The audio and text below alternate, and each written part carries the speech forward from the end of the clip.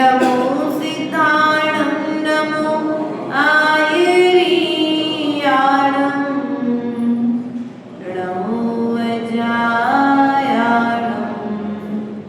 नमो लोहे सवसागुणं यस्य स्वयं स्वभावाप्ति प्रभावे कृतसद्कर्मिणां तस्मै संज्ञानिरूपाय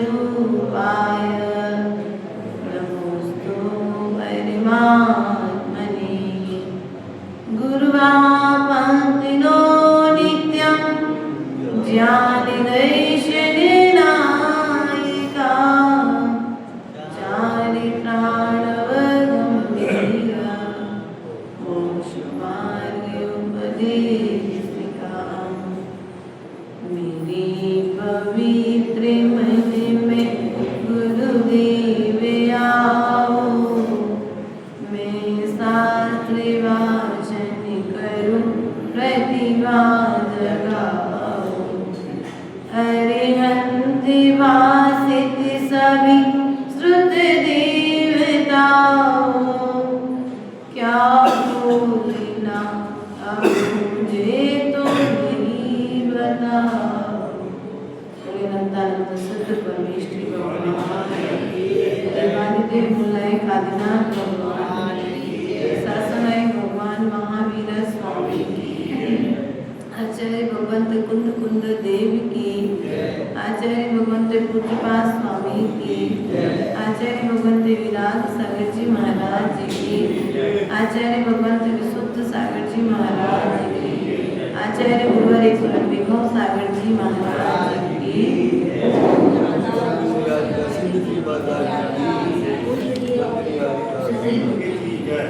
प्रिय बंधुओं, द्वादशांग माँ जिनवाणी की चरणों में नतमस्तक होते हुए आचार्य भगवंत पूज्यपाद स्वामी हित और अहित की पहचान कराते हुए हमारा हित करने वाला कौन है और हमारा अहित करने वाला कौन है।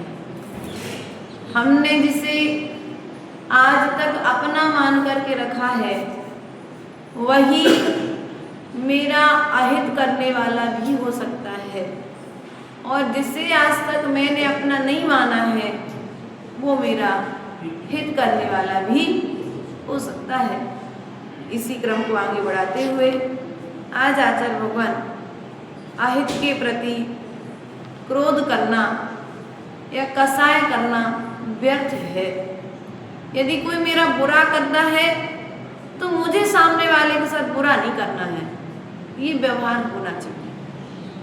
सामने वाले की प्रकृति है, वो अपनी प्रकृति के अनुसार व्यवहार करेगा, लेकिन हमारी प्रकृति क्या है? हम सामने वाले की प्रकृति के अनुसार अपनी प्रकृति को कर लेते हैं, इसलिए हम कर्म से बंध जाते हैं।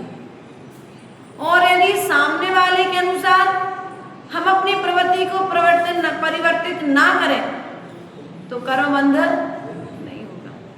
कमठ उपसर्ग करता रहा, क्रोध करता रहा, गालियां देता रहा, पत्थर बरसाता रहा, पानी बरसाता रहा, लेकिन प्रभु ने प्रतिकार, ये तेरा स्वभाव है, मेरा स्वभाव तो क्या, ये तो तेरा स्वभाव है, तू कितना करेगा, इस तन को मरण दे सकता है लेकिन इस आत्मा का तो कभी मरण होता ही नहीं है। इस भेद विज्ञान को लिए हुए उन्होंने 10 भाव तक कमठ के द्वारा किए गए उपसर्ग को सहन किया और प्रतिकार किया। सो ऐसा प्रतिकार किया कि कमठ भी पानी पानी हो गया और प्रभु के चरणों में नतमस्तक हो गया। जिसने 10 भाव तक प्रभु के ऊपर उपसर्ग किया वह कमठ भी क्षमा मांगने के लिए तत्पर हो गया। इसलिए व्यवहार ऐसा करो, सामने वाला तुम्हारे साथ कितना भी बुरा करे तुम उसका स्वप्न में भी बुरा मन नहीं सोचोगे तो वह बुरा करने वाला भी एक दिन तुम्हारा भला इसी बात को लिए हुए आचार्य भगवान आज यही कह रहे हैं, विराजिका कथम हंत्री जनाय परिकुप्यति त्रिंगुलम पातियन पद्भ्याम स्वयं दंडेन निपात्यते। अर्थात विराध का कथा मंत्रे, अपकार करने वाला मनुष्य मारने वाले मनुष्य के लिए क्यों क्रोध करता है। यदि कोई व्यक्ति तुम्हारे ऊपर धूल फेंक रहा है, बताओ धूल तुम्हारे ऊपर आई क्या? सूरज के ऊपर में कोई धूल फेंके तो सूरज के ऊपर फेंकी गई धूल सूरज पर जाएगी क्या? नहीं जाएगी ना। वो धूल वापस उसके पास ऊपर ही आकर के गिरेगी। उसी प्रकार से यदि कोई मेरा अपकार कर रहा है तो मुझे उसका अपकार, यदि कोई मुझे गाली दे रहा है तो मुझे गाली, क्योंकि जिसके पास जो होता है वो वही तो देता है। देखो उसने तो तुम्हारे लिए 2 गालियां दी है। कितनी गाली दी भैया? कितनी सारी होंगी उसके पास कीमती माल, बहुत सारे, उसमें से 2 दी हैं। और यदि तुम नहीं लोगे 2 तो है, लेकिन हम जल्दी सामने वाले ने कहा तुम पागल, हाँ मैं पागल, मैं स्वीकार कर लेता हूँ जल्दी से, और मैं स्वीकार कर लेता हूँ, वहीं पर करो बंद। अरे वे तुम्हारे कहने से मैं पागल नहीं हो जाऊंगा, तुम्हारे कहने से मैं नालायक नहीं हो जाऊंगा, तुम्हारे कहने से मैं क्रोधी नहीं हो जाऊंगा, लेकिन जब तुमने कहा तब तक तो मैं नहीं था, लेकिन मैंने एक्सेप्ट कर लिया, अब मैं हो गया। आप एक्सेप्ट मत करो, स्वीकार मत करो। आपको जो चीज नहीं चाहिए भोजन में, आप मना कर देते ना भैया, आपको भोजन में जो चीज नहीं चाहिए पड़ती आप मना कर देते कि नहीं चाहिए मुझे। ऐसे यदि तुम्हारा विरोधी, तुम्हारा शत्रु तुम्हारे लिए अपशब्द कह रहा है, तुम्हें गाली दे रहा है, तुम्हारी बुराई कर रहा है, तुम्हारी निंदा कर रहा है, तुम्हारी बाहर में आप प्रभाव न कर रहा है, आलोचना कर रहा है, तुम उसे सुनो ही मत। XYZ, क्या XYZ आप इग्नोर कर दो और आप बुराई को इग्नोर करने लगेंगे तो निश्चित ही आप एक दिन भलाई से भर जाएंगे, भले विचारों से भर जाएंगे। आज क्या है, व्यक्ति बुराई पर ज्यादा ध्यान करे, मेरे बारे में कौन क्या कह रहा है? कौन अच्छा कह रहा है, कौन बुरा कह रहा है? अरे भैया अच्छे कहने वाले तो प्रभु के समोसन में भी कम लोग थे, तो आज पंचम काल है, आज भी लोग कम है, बुराई देखने वाले लोग ज्यादा हैं। ठीक है, जिनकी जो प्रवृत्ति है वो ही देखेंगे, लेकिन हमारी प्रवृत्ति कुछ सांप की तरह है, कुछ गाय की तरह है। क्या? तो अपन को सांप की तरह कार्य नहीं करना है, अपन को तो गाय की तरह काम करना है। गाय घास खाती है और दूध देती है, उसी प्रकार से बुराई करने वाला भी जो है वो बुराई करता रहे, लेकिन जब मुझे मौका मिले उसका भला करने का तो हम भला करने में पीछे। कोई कितना भी मारे मालिक, लेकिन गाय तो दूध देना छोड़ती है क्या? और सांप को कितना भी दूध पिलाओ वे सुगलना छोड़ता है क्या? स्वभावगत स्थिति है। उसी प्रकार से सम्यक दृष्टि का जो स्वभाव है वो गाय की तरह हुआ करता है, और मिथ्या दृष्टि का जो स्वभाव है वह सर्प की तरह हुआ करता है। अब आप किस स्वभाव वाले हैं, निर्णय कर लीजिए। आप किस स्वभाव वाले हैं? हमारा स्वभाव सर्प की तरह है कि हमारा स्वभाव गाय की तरह है, जो पानी पीती है और दूध देती है, घास खाती है और दूध देती है। इसलिए प्रिय बंधुओं, अपने विचारों के लिए पुरुषार्थ करो, गलत दिशा देना बंद कर दो। तुम्हारा कोई कितना भी बुरा करे, कोई तुम्हें कितनी भी गाली दे, लेकिन तुम्हारे भीतर में बदला लेने का भाव नहीं आना, यही है सम्यक की पहचान। आप लोग कौन हो? डाउट पेपर से आप लोग कौन हो? सम्यक दृष्टि हो कि मिथ्या दृष्टि? अब भी कहो कि मिथ्या दृष्टि। कैसे? सामने वाले ने तुम्हारे लिए गाली दी, क्या हुआ? गाली देने का, बदला लेने का भाव आ गया, बदला लेने का तत्काल भाव आ गया। बल्कि सम्यक दृष्टि ये विचार करना है, सामने वाले के पास में बदले लेने की भावना है, लेकिन मुझे बदला नहीं लेना है, मुझे तो मेरे परिणामों को बदलना है। सम्यक दृष्टि कभी भी बदला नहीं लेता है। सम्यक दृष्टि जीव अपने परिणामों को बदल लेता है, अर्थात अपनी दिशा बदल लेता है। सांप जिस दिशा से आ रहा हो आप उसी दिशा में जाते हो कि दिशा बदल लेते हो?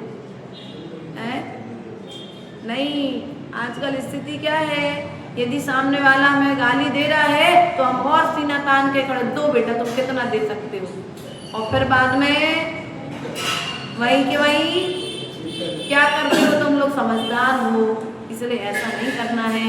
यदि दिख रहा है कि सामने वाला दुर्जन है, क्योंकि आचार्य भगवंत ने भी कहा है माध्यस्थम, यहाँ पर कारिकाई सामयिक पाठ में सत्येषु मैत्रीम गुणीषु प्रमोदम क्लिष्टेषु जीवेषु कृपा प्रवत्तम माध्यस्य भावम विपरीत वृत्तम। क्या कहा है?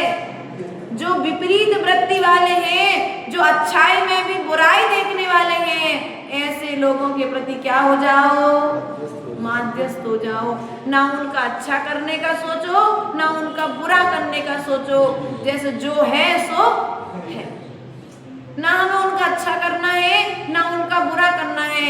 यदि कोई चर्चा भी करे तो ठीक है भैया। हाँ, कुछ चीजों को यदि टालना सीखोगे तो जीवन में सफल हो जाओगे, और हर एक्शन पर यदि रिएक्शन करोगे, हर एक्शन का यदि हर क्रिया का यदि प्रतिक्रिया करोगे तो कर्म के बंध से बचोगे। कुछ चीजें छोड़ करके चलनी पड़ेगी, तब समाज में एकता बनी रहेगी, तब परिवार में एकता बनी रहेगी।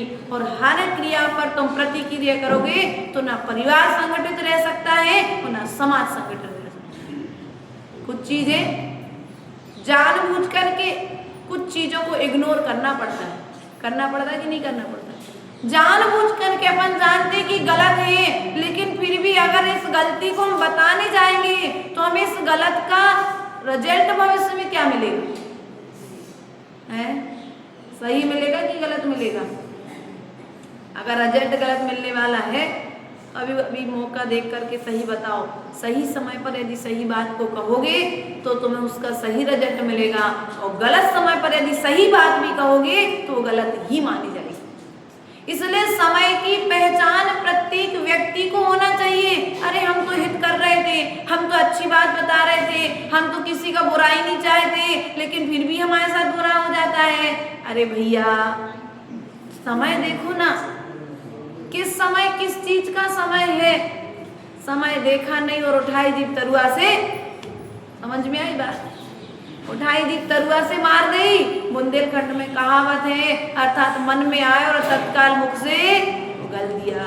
नहीं, उगलने के पहले एक बार विचार कर लो कि हम जो शब्द कहने जा रहे हैं, इन शब्दों का प्रभाव पड़ेगा कि नहीं पड़ेगा। क्रोध के समय में किसी व्यक्ति को तुम कहो कि भैया क्षमा कर दो, तो तुम पे और क्रोध करेगा। क्यों भैया? आप किसी से कहो संदीप भैया कि क्रोध नहीं करना चाहिए नीलेश भैया, और आप कहो कि क्रोध नहीं करना चाहिए, तो सामने वाला कहेगा तुम्हें को और क्रोध करने लगेगा, तुम पे और चार बातें तुमको और सुना देगा। भैया थोड़ा शांत हो जाने दो, बड़बड़ाने दो, उसके बाद थोड़ी देर तुम शांत हो जाओ, अपने यहाँ माहौल शांत बनेगा। मना स्थिति जब स्थिर होगी तब तुम शांत से समझा देना। लेकिन तुम करते क्या हो? तत्काल में चढ़ी चोट पर समझाने का प्रयास करते हो, सुधारने का प्रयास। चढ़ी चोट समझते मतलब एक तो गुस्सा आ रही, एक तो कर्म का पाप कर्म का उदय तीव्र उदय में आ रहा है, तब तो कसाय उत्पन्न हो रही है, और उस कसाय के उदय में अब तुम समता का जल पिलाओगे तो कोई असर करने वाला। लेकिन अगर थोड़ा सा स्थिर हो, व्यक्ति का मन शांत हो, उस समय जाकर के तुम उसे पश्चाताप कराओगे, देखो भैया तुमने अपने बड़े भैया पे क्रोध किया, क्या मिल गया तुम्हें? तुम्हारे समाज में देखो बेइज्जती हो गई ना, लोग तुम्हारे लिए थू थू कर रहे हो। अब तो उस समय गुस्से के समय यदि ऐसा समझाओगे तो उसे समझ में नहीं आएगी, लेकिन जब वो शांति से बैठ जाए तब यदि समझाओगे तो उसे लगेगा यार मैंने गलत काम कर दिया। अब गलत काम कर दो तो तुमसे फिर पूछेगा अब क्या करें? एक काम करो, अपने तो बड़े भैया हैं, जा करके क्षमा मांग लो। उसको फिर लगे हाँ यार मैंने गलत किया, मुझे क्षमा मांगनी चाहिए। तो बात सुन करके, समझ करके, निर्णय करके उस पर क्रिया करेगा। लेकिन तुम लोग क्या करते हो, तत्काल में संभालने की कोशिश करते हो। तत्काल में थोड़ा सा धैर्य रख लो तो अपकार करने वाले का भी उपकार हो जाएगा।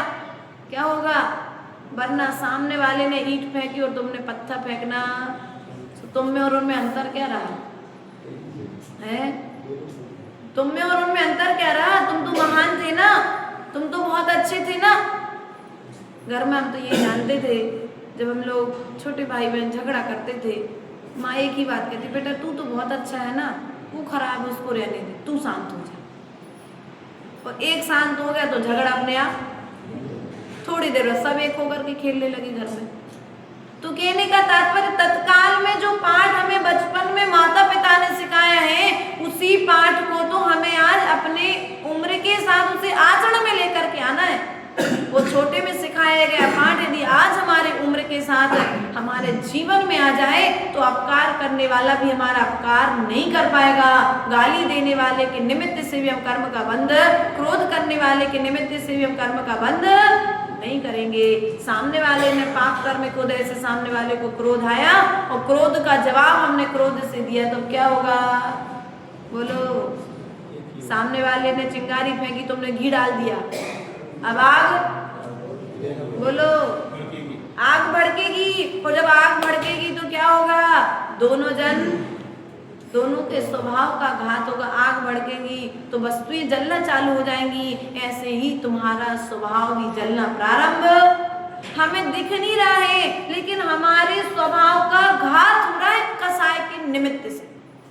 व्यापार में घाटा हो तो दिखने लग जाता है, लेकिन तुम्हारे भीतरी व्यापार का नुकसान हो रहा है भैया, स्वभाव का घात हो रहा है, तुम्हारे संसार की यात्रा बढ़ती चली जा रही है।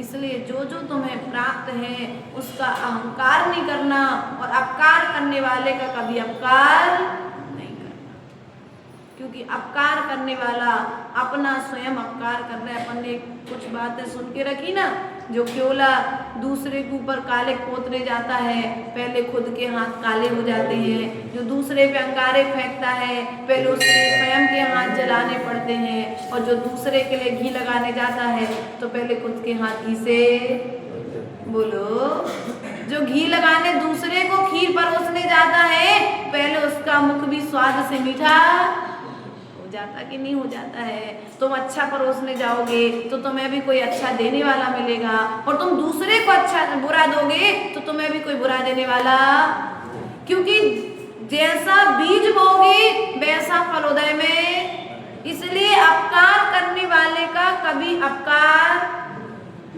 भी तो बहुत अच्छा लग रहा है माता जी, लेकिन जब वो मैदान में मिलेंगे तब बताएंगे। अभी तो सब कुछ बहुत अच्छा लगता है, क्यों नीलेश भैया?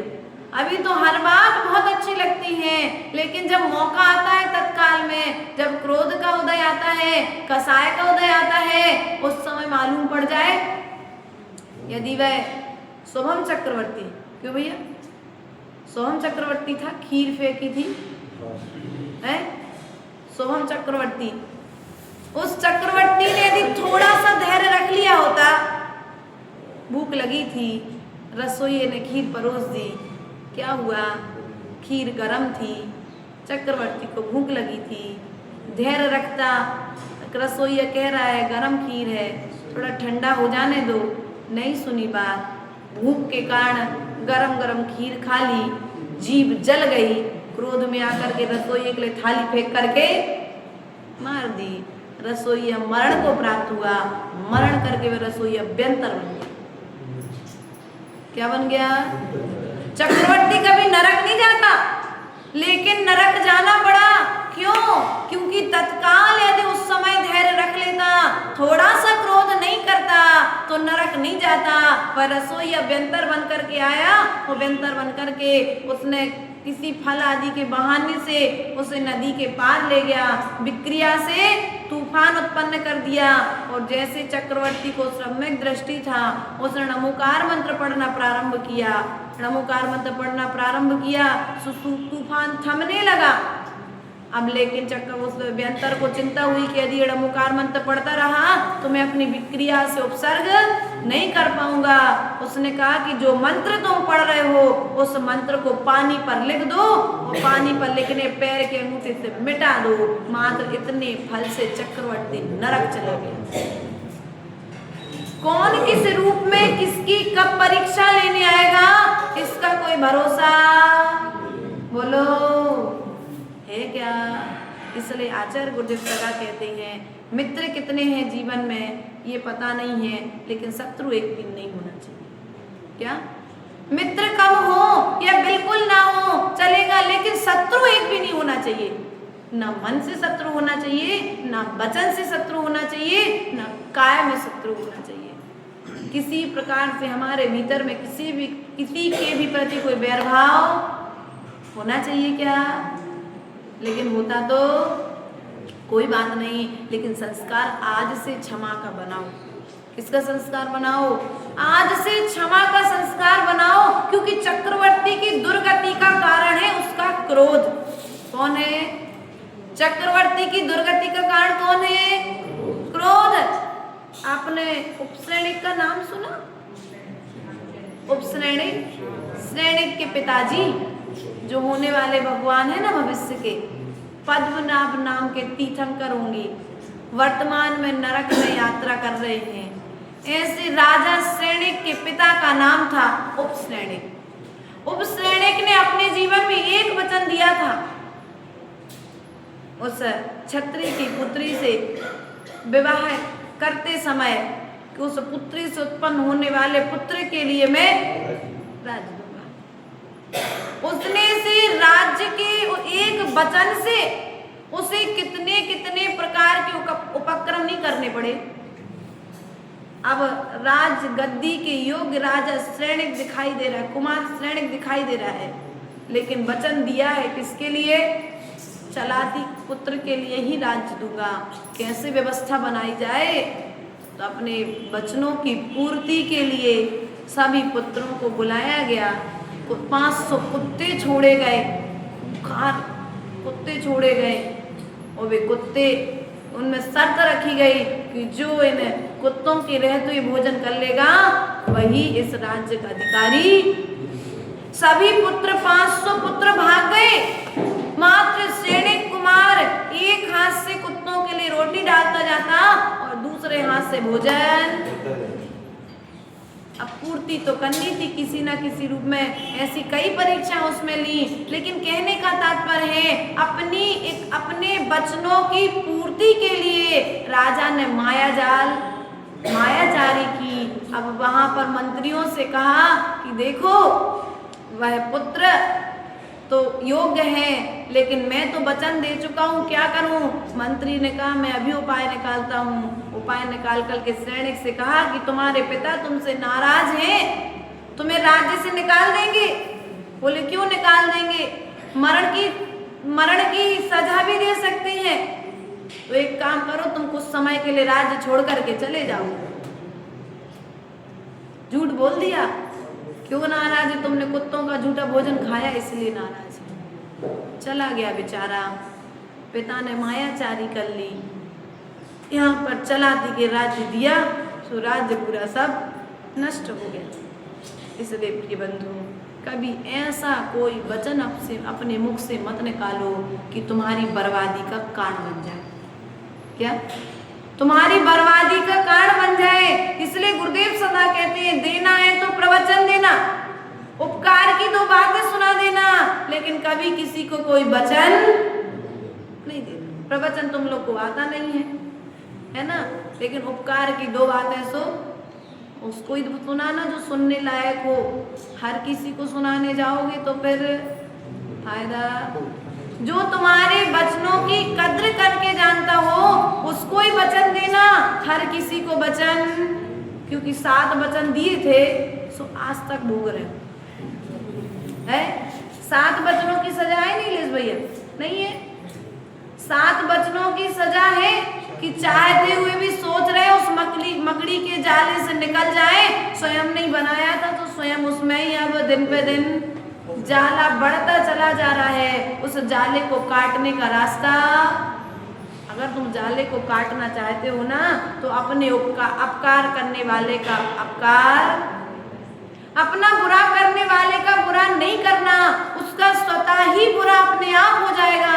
लेकिन हम करते क्या है, अरे सामने वाले ने मेरे साथ ऐसा किया है ना तो मैं भी ऐसा करूंगा, और भाई भाई अदालत में जाकर के खड़े हो जाते हैं। इधर एक भाई का पैसा नष्ट हो रहा है, उधर दूसरे भाई का पैसा नष्ट हो रहा है, वकीलों भी लगे हैं। नहीं भैया, तुम्हारे भाग्य में होगी ना संपत्ति तो दौड़ करके आ जाएगी, और भाग्य में नहीं होगी ना तो आकर के भी चली जाएगी। इसलिए कभी भी संपत्ति के पीछे भागना नहीं। देखो वही राजा श्रेणिक कसाय के चक्कर में ईर्षा ने क्या किया, उन्हीं मुनिराज के गले में सर्प डलवा दिया। श्रेणिक ने क्या किया, कसाय के बेग में आकर के मुनिराज के गले में मरा हुआ सर्प डाल दिया।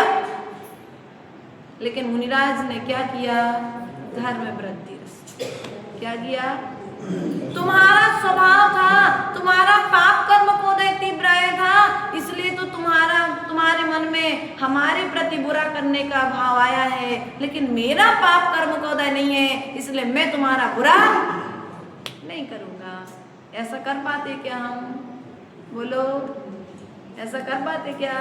अगर कोई आपके लिए आपके दरवाजे पर नींबू मिर्ची रख जाए तो तुम लोग क्या रखोगे कल से? और पता पड़ जाए कि पड़ोसी ने रखा है, स्थिति क्या होगी? अरे भैया, अब तुम लोग समझदार हो, क्या क्या हो सकता है, संभावना है तो सब कुछ बन सकती है। किसी के नींबू मिर्ची रखने से किसी का बुरा नहीं होता। यदि भीतर में स्वयं का कर्म का उदय बुरा है ना तो बुरा अपने आप हो जाए। कोई नींबू मिर्ची नहीं भी रखेगा ना तो भी बुरा हो जाएगा, और कर्म अच्छा है तो कोई कितना भी नींबू मिर्ची रख जाए बुरा होने वाला। क्यों तुम लोग मिथ्यात्व में अपने भटक जाते हो, मिथ्यात्व में आकर के अपने जीवन को बर्बाद कर लेते हो। इसलिए प्रिय बंधुओं, बुरा करने वाले का कभी भी बुरा नहीं करना है। त्रिंगुलम पातयन पद्भ्याम स्वयं दंडेन पात्यते। जैसे क्या कहते, 3 अंगुल का फावड़ा जब भूमि खोदने के काम में आता है। फावड़ा देखा आप लोगों ने? भूमि खोदने के लिए गिरा हुआ वह फावड़ा जो होता है, अगर उसी फावड़े पर यदि मनुष्य की पैर पड़ जाए तो वही फावड़ा हमें नीचे गिरा देता है। उसी प्रकार से वो जो भूमि खोदने के लिए आया है, ये कर्मों को खोदने के लिए तो ये मनुष्य पर्याय मिली है। और यदि तुम चाहो तो भटक करके कसायों के निमित्त से तुम स्वयं उस गड्ढे में गिर सकते हो। इसलिए प्रयास और पुरुषार्थ होना चाहिए कि हमारे सुख दुख के उदय में हम नए कर्मों का बंध नहीं करेंगे। बुरा करने वाले का बुरा, देखो सीता के लिए राम ने जंगल में छुड़वा दिया, लेकिन सीता ने क्या कहा, अच्छी बात है, ये मेरा कोई पूर्व जन्म का कर्म कोदय है, इसमें राम की कोई गलती। पिछले किसी जन्म में मैंने निंदा की होगी, विरह कराया होगा या गुरु निंदा की होगी। हाय सीता रोए, हाय सीता रोए, अवधपुरी में जाकर मेरे प्रियवर से कहना, मुझे छोड़कर मेरे स्वामी आप सुखी रहना। क्या पर निंदा के कारण तुमने मुझे निकाला है, सम्यक दर्शन छोड़ न देना जो रखवाला है। हाय सीता रोए, हाय सीता रोए। सीता रोती जा रही है और उस सेनापति से कह रही है कि ये इसमें कोई राम का दोष नहीं है, तुम दुखी क्यों होते हो? क्या कह रही है? तुम दुखी मत हो, तुम तो राजा के सैनिक हो, तुम तो राजा के दूत हो, तुम्हें राजा जो आज्ञा देगा तुम्हें तो वही करना पड़ेगा, इसलिए तुम दुखी मत हो, इसमें मेरा ही कोई कर्म का उदय है, या तो मैंने किसी का विरह कराया होगा इसलिए मुझे अपने पति का वियोग हुआ है, या मैंने किसी जन्म में मुनिराजों की निंदा की होगी, उसके प्रतिफल से मुझे निंदा का पात्र बनना पड़ा है। लेकिन अब तुम मुझे छोड़ करके जा रहे हो ना, तो मेरा एक संदेश मेरे प्रभु से कह देना कि दूसरों की बातों में आकर के तुमने मुझे जो छोड़ दिया है, लेकिन सम्यक दर्शन है, कोई ऐसा सम्यक दृष्टि है? बोलो। सीता सम्यक दृष्टि थी। सीता ने शुभ उपयोग किया, शुभ उपयोग के फल से वो स्वर्ग चली गई। राम ने शुद्ध उपयोग किया, सो सिद्धालय चले गए, और लक्ष्मण ने अशुभ उपयोग किया, सो कहाँ गए? अपन जानते हैं कहाँ पर हैं। इसलिए प्रिय बंधुओं, अब या तो शुभ उपयोग बनाओ, या शुद्ध उपयोग की तैयारी करो, या फिर अशुभ उपयोग तो निरंतर। तीनों की गति, तीनों एक साथ रहने वाले, एक साथ वन में गए, एक साथ बहुत सारे कार्य किए, लेकिन क्या हुआ? अपने अपने कर्मों का फल इस जन्म में ना सही पर भव में मिलता है। अपने अपने कर्मों का फल सबको मिलता है। मिलता है कि नहीं मिलता है? हमको भी मिलना है, तुमको भी मिलना है। जब स्वयं के किए हुए कर्म का फल स्वयं को ही मिलना है, तो कर्म ऐसा करो कि फल भविष्य में। बोलो। नीम के बीज बोगे तो आम कहाँ से? आम के बीज बोगे तो आम के फल पाओगे, और नीम के बीज बोगे तो नीम के फल आएंगे। अब तुम्हें क्या चाहिए है? तुम वैसे कर्म करना प्रारंभ कर दो, क्योंकि तुम्हारा किया हुआ कर्म भी तुम्हारे उदय में, तुम्हारा किया हुआ कर्म हमारे उदय में नहीं आएगा, हमारा किया हुआ कर्म तुम्हारे उदय में नहीं आएगा। जब दोनों का कर्म दोनों के ही उदय में आने वाला है, तो हम अच्छा कर्म करें ना, दूसरे का बुरा करके, बुरे कर्म करके बुरे फल क्यों भोगे? क्यों? इसलिए प्रयास करो कि हमारे निमित्त से कभी किसी दूसरे का बुरा, बोलो, सोचते हो कभी ऐसा? कभी किसी का बुरा? हमेशा ये पाप से बचने का प्रयास करो। सम्यक दृष्टि क्या करता है? हमेशा पाप से बचने का प्रयास करता है, पाप में प्रवृत्ति नहीं करता है। और यदि धोखे से पाप हो जाए तो प्रायश्चित करता है। और हम क्या करते हैं? पुण्य धोखे से होता है और पाप निरंतर होता है। आपके साथ स्थिति क्या है? पुण्य धोखे से हो रहा है और पुण्य पाप निरंतर जानबूझ करके पाप चल रहा है कि नहीं चल रहा है? अध्यक्ष, कोषाध्यक्ष जी, जानबूझ करके मालूम है कि जो व्यापार हम करने जा रहे हैं उस व्यापार में हमें झूठ भी बोलना पड़ेगा, चोरी भी करनी पड़ेगी। चोरी कैसे करते हो तुम लोग?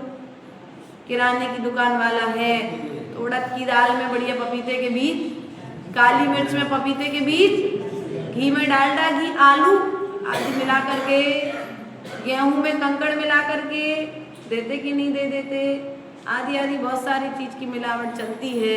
और अपन कहते मायाचारी हम स्वयं ही मिला रहे हैं, हम स्वयं ही तौलने में कम बढ़ करने वाले हैं, और फिर भी क्या सोचते हैं कोई बात नहीं, इतना तो चलता है। भैया आज तुम पाप कर रहे, इतना कर रहे हो, उसका फल तुम्हें बड़ा मिलने वाला है। जितने छोटे रूप में तुमने पाप किया है उतना छोटा फल नहीं मिलेगा, उससे बड़ा फल मिलेगा। क्योंकि ज्ञान आर्णव ग्रंथ में आचार्य भगवंत ने कहा है कि एक बार झूठ बोलने का फल एक तराजू पर झूठ रखा जाए और दूसरे तराजू पर उसका फल रखा जाए, तो 3 लोक की विभूति एक तराजू पर रख दी जाए, तब भी वह झूठ बोलने का फल पूरा। इतना महान पाप है झूठ बोलने का, मायाचारी करने का, छल कपट करने का। लेकिन हम आनंद पूर्वक, आनंद आता है दूसरे को नीचे गिराने में? नहीं आता। किसी को नीचा गिराने में, नीचा गिराने अर्थात तो उसका सम्मान घटाने में सामने वाले को आनंद आता है। आज तुम्हें दूसरे का अपमान करके तुम्हें आज आनंद आ रहा है, चिंता मत करो, पुण्य कर्म का उदय है, सो आज तुम आनंद मना लो। लेकिन कल तुम्हारा ये आनंद भी छीनने वाला कोई दूसरा तुम्हारा अपमान करने आएगा, सो तुम्हारा ये आनंद भी एक दिन छिन जाएगा। इसलिए प्रिय बंधुओं, ऐसा कोई कार्य मत करो जिस कार्य को भविष्य में जाकर के तुम्हें स्वयं भोगना पड़े। अच्छे कार्य करो तो अच्छे कर्म फलोदय में आएंगे। इन्हीं भावनाओं के साथ बोले परम पूज्य आचार्य गुरुवर स्वामी विभव सागर जी महाराज, द्वादशांग जिनवाणी माता की, जिनवाणी की ज्ञान से